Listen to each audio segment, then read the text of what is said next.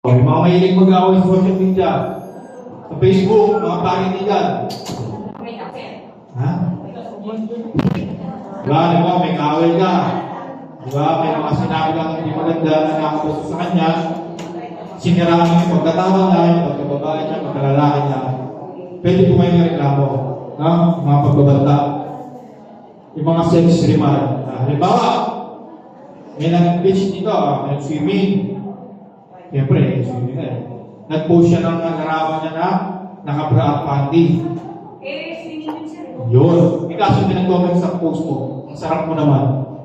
Ano sasabihin mo? Thank you. Yun. Pinag-sagot. Pahod. Walang kaso. Dismiss. Yun. Pero kapag naman po hindi nyo magustuhan o hindi nyo nagustuhan, pwede po kayong magreklamo na po. Ang sexy mo naman. Ang sarap mo naman. Pwede bang taktikman, patikim naman, mga ganyan. Di ba yung mga remarks na ganyan? Ano po? Tapos, maganda na ako, pinalo yung ulo ko sa katawan nyo. May kaso. Ay, iba na po yun. Kapag nanakaw na po ng identity yun. Gano'n. Oo. Magamit na po kayo ng tawag. Basta may kaso eh. Iniba yung identity nyo.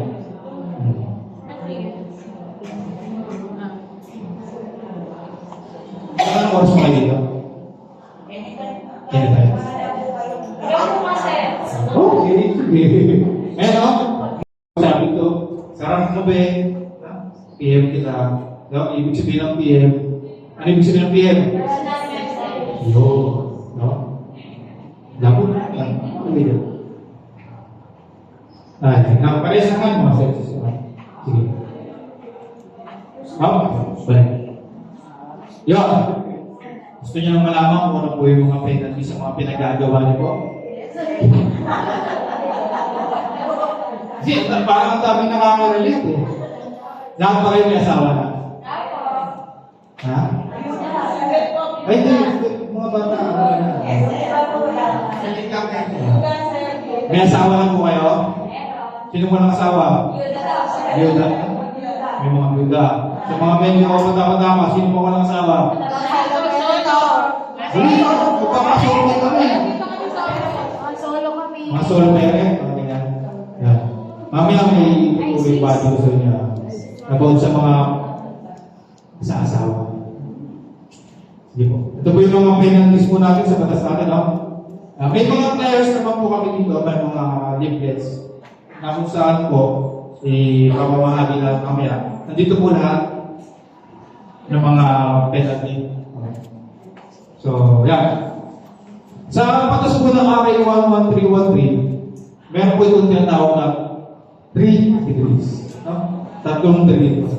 So, sa first degree offenses po, or unang atas ng paglabag, kabilang daw po dito yung mga pagmumura. Baka mamaya, mura kayo ng mura. Meron ba yung mahilig magmura dito? Mga pagmumura. Yan. Catcalling, bull twisting, panglalait, or panunukso, at yung mga malisyosong titig. Diba? Paano ba yung malisyosong titig? Ha? Parang kaulo. Paano ba? Ganyan? Ganito?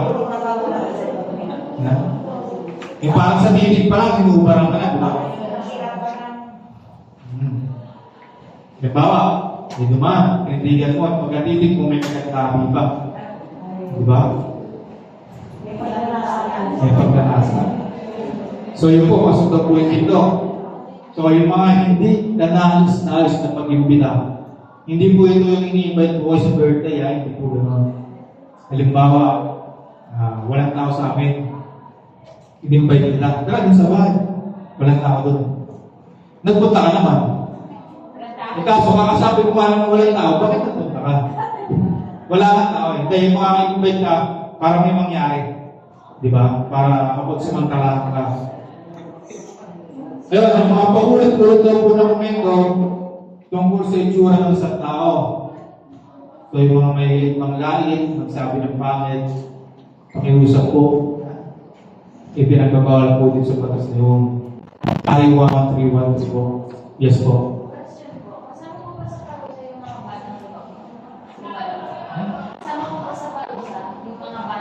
Minor. Meron. Sa ang pinaka-post yun sa batas mga sa Pilipinas. Kapag minor ko ako kasi, meron pag-aaral na ginagawa. So, iba po ang magiging penalty ni minor, and then doon. Bakit? Kasi po, si minor is pwede po siya magbago. So, kadalasan po, si minor ang ginagawa po sa kanya is dinadala sa ating yun, sa DSWD, sa mga social welfare, para po magbago, di ba? Through seminar. So, sa mga batas po natin, halimbawa, pabigatin natin yung batas. Si minor, nakagawa siya ng mabigat na batas.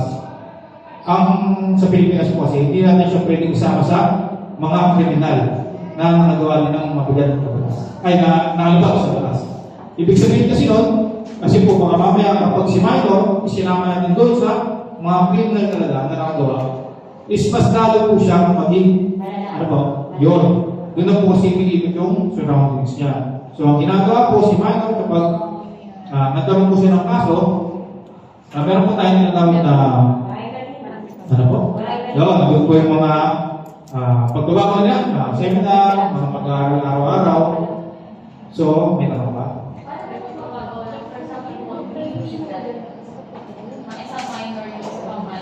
Ako sa reklamo sa mayor? Grabe naman. So, itong batas kasi na ito, yung mga simple lang naman, kung kaya nila ako talaga, magpukurso naman yan. Ibig sabihin na magpukurso, magpukontinue naman yan. Pero, ang final decision po kasi natin ito, is-support, sila po yung magbibigay kung meron talagang nagawang kasalanan ng mayor. Basta lang, ang maging role lang po ng mga pulis natin ito is enforce the law. So, kapag na-enforce na po namin yung batas, nadala na po namin sa proper jurist na, sila po yung magdidesisyon kung papanahon po ng kaso.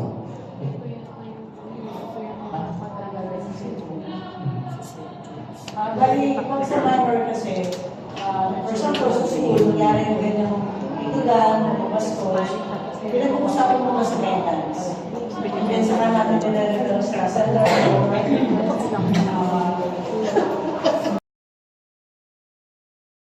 Sama gender sensitivity seminar. So, may seminar po yan. Pangalawa, 3,000 or pagkakakulong ng 6 hanggang 10 araw. Sino gusto makulong? Pag nakulong po kayo, makapagbuhay ang po yung record nyo, ha? Lalabas na po yan, magkakaroon po kayo ng deal. Yes po, ito na po yun. So, meron dito po ditong multa, 10,000 at magkakulong ng 11 to 30 days. Depende po ito sa mga iba pang mga malasong gawain. Pasok daw po yun sa second degree offenses. So, unang pagkakasala, ganun pa rin, mayroong multa, 10,000 pesos. Tapos, meron daw pong community service. Pangalawa, 15,000. At yung pangatlo, 20,000 pesos at 1 buwan at 1 araw hanggang 6 na buwan na pagkakakulong. Ha? Hindi yun. Huwag natin ulit. Multa na yun sa gobyerno yun. Kasi nga nakasala yun. Sa 33 offense naman po, kabilang stalking, no? Stalking in person. Ibig sabihin, halimbawa, naglalakad ka, pauwi sa inyo, merong sumusunod. Merong akala mo, simpleng na alam, pero sinusundan na pala yung bahay mo. Pwede nyo pong reklamo na kapag naiirita po kayo, kapag nalalabag po yung mga safe space. Kaya nga po sa tinawag na safe space law, para maging safe yung space nyo, para po makagalaw po kayo na ano po, maayos, komportable. Di ba? yung pagkakot sa pagkakot, nag-aabang sa labas, Mag-aaway. Oh, yun, kabilang po yung sa stalking. Kung kilala nyo po yung pagkakilala ng isang tao, halimbawa, verify nyo kung sino siya. Hayaan nyo siya, tapos pero i-report nyo. Para the other day, kapag napagsumbong na po kayo sa ating mga proper authority, magagawa na po ng aksyon yan. Di ba? Pasok po din yan. So, yung mga gawain daw po na mayroong kasamang paghawak, pagpisil. Di ba? Yung mga mahilig mga misil-misil. Dahil mga simpleng pag-ipo, pagdikit sa anumang bahagi ng katawan ng biktima. Tignan nyo pa, Itong RA 11313 po, hindi lang po siya sa mga private parts. Ha? Nakalagay po dito, maliwanag na ang nakalagay po is pwede po siya sa mukha, sa braso, at iba pang parte ng katawan. Halimbawa, pisil-pisil yung mukha, parang ganyan. Pero yung pag pisil-pisil mo, meron mong pagkanasa. Meron mong kasamang sexual desire, di ba? Pinisil mo yung dito. Diba, yung mga pagganyan na yan, palo. Diba, yung mga pagpisil sa braso, tiyan, when, o yung mga private parts. Pasok po dito yun. So, ito na po yung malaking multa, no? Meron na po itong multang 30,000, seminar, sa second, 50,000, yung last, malaki na to.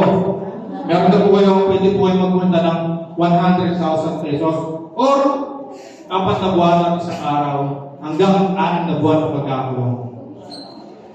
Commission. Yun, pwede po kayo makulong, no? Dahil po sa mga ganong gawain.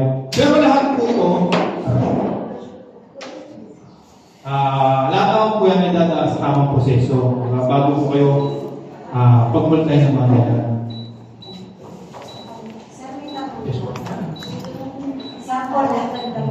Sample lang, kahit sa mag-asawa kayo, sa mag-asawa. Mamaya po ay katalan. Maganda yung katalan mo. Mamaya na. Pupunta namin. Halimbawa, gaya sa Kristiyan. Pero ayaw mo. Sa mga may asawa lang. Sa mga bata, huwag kayo makinig dito. May nakaranas po ba na naman? Ha? Lagi gusto. Yan ang hirap kaya hindi lang tinatangin. Lagi gusto eh. Pati inyo pa kayo kumante Yours, tinatanong na kasi. Kapag may mag-asawa daw po, tapos ayaw, tandaan po meron po, ayaw mo. Gusto niyo makipag, yun po. Ito nga po, ipapaliwanag po. Hindi lang bakit yung mga natin. Meron po tayong tinatawag na makinig po kayo. Baka mamaya kasi po, gusto niyo lang eh. Kaya ayaw magreklamo eh. Yun. Ito po halimbawa kung ayaw nyo, at gusto ng mister, pero makulit siya, pwede niyo po siyang ireklamo. Kahit po kayo ay mag-asawa. Anong tawag doon? Meron po tayong tinatawag na marital rape. Ha? Ano niya?